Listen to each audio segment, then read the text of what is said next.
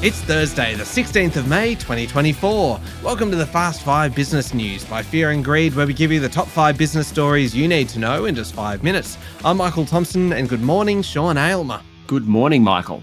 Sean, 5 stories in 5 minutes. Let's get going. Story number 1, the day after the budget proved to be a big day of debate about the inflationary impact of the Federal Treasurer's spending, and also an unlikely split between big business and the opposition.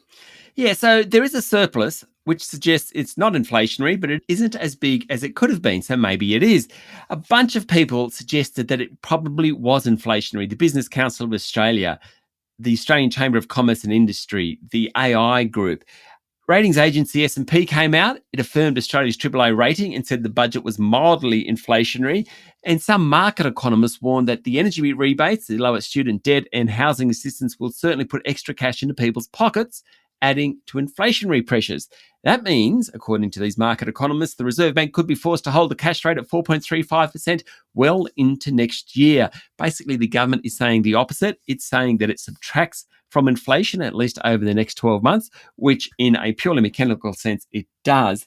It's just whether that rebate is spent or whether people just say, oh, that's just a cheaper bill and don't spend the extra money. Sean, the miners were happy though, weren't they? They got plenty of incentives to invest in critical minerals. About $13.7 billion in production tax credits, though they still have to pass Parliament.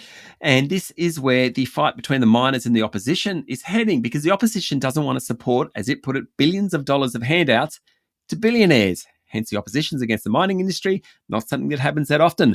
The production tax credits for the critical minerals sector are modelled on assistance available in Europe and the US, and the government and members of the critical minerals industry says it's a way for Australia to become a power in the global energy transition. Lithium miners are the guys that win out most. There's also a $6.7 billion tax incentive for hydrogen. That was welcomed by the industry, though people want to make sure it's simply applied. Wrap of the budget, mildly inflationary. Some of those critical mineral miners win most.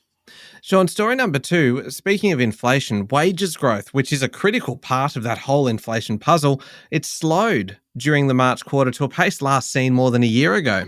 The 0.8% increase in salaries in the 3 months to the end of March was the slowest pace of growth since December 2022 and below market expectations. Now, the previous 3 quarters, wages growth was at least 1%. For the year, wages grew by about 4.1%. If you look into the detail, private sector's wages growth has slowed quite a bit. It came in at 0.8%. Public sector wages came in at 0.5%. We care about this because, well, we want to get paid more, but also a big part of a company's cost base is wages. If they rise, the company's more likely to put up prices, which of course flows through to inflation. Story number 3, Sean. BHP Chief Executive Mike Henry has jumped on Anglo American's plans to demerge its platinum and diamond businesses, saying it's a variant of the $64 billion takeover proposal from the big Australian.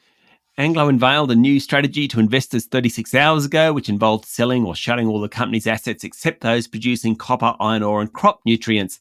It will sell its interests in platinum and diamonds, and boss Duncan Wanblad said the sale of the assets would be more difficult if linked to a takeover. Bad news for Anglo shareholders. The share price actually went down after the news. The implied BHP offer is £27.53. The shares are trading at £26.12. For his part, Mr. Henry said the plan of Anglo management validated BHP's proposal, which is very similar, except, of course, that BHP takes control of the assets. Mr. Henry also said he'd have preferred private discussions with the Anglo board, but it all leaked. He said a formal bid won't be delivered over the next week unless Anglo comes to the negotiating table. Story number 4, from today, Sean, I know you're excited about this. All newly minted coins will include King Charles III's effigy, having already been added to the 5-cent and $1 and $2 coins last year. Now it's all of them. It's the first time in 59 years the Royal Australian Mint has changed the monarch on its full suite of coins. The Mint said it's taken 2 months to transition fully to KC3, as I like to call him.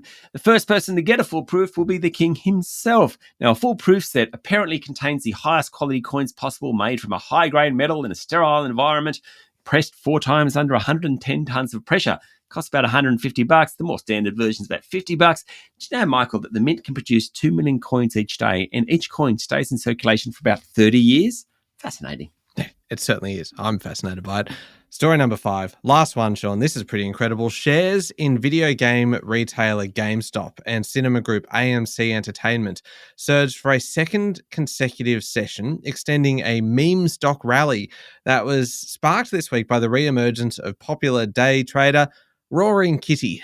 Yes, GameStop and AMC rose 60% and 32% yesterday morning, building on the 73 and 77% gains on Monday. Trading in GameStop was briefly halted due to volatility. 3 times that happened. Both stocks did pull back from highs earlier in the day, losing some momentum.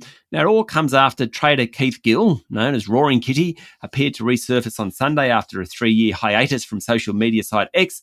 Gill was at the heart of a rally driven by an army of retail traders during the pandemic. Retail traders poled back in to many of those meme stocks over the past 48 hours or so, including GameStop and AMC. After his post, I do not understand, Michael. All right, there we go. The top 5 business stories in 5 minutes. Thank you, Sean. Thank you, Michael. It's Thursday, the 16th of May, 2024. Remember to hit follow on the podcast. If 5 minutes isn't enough, you can find our longer daily show called Fear and Greed, wherever you listen to podcasts. That comes with a bunch of interviews and things. Today's interview is actually a really good one for explaining the whole meme stock space. If you haven't been able to get your head around it, if you're a little bit confused, head along to fearandgreed.com.au, check out today's interview, and you will understand it all. I'm Michael Thompson, and that was the Fast 5 Business News by Fear and Greed. Have a great day.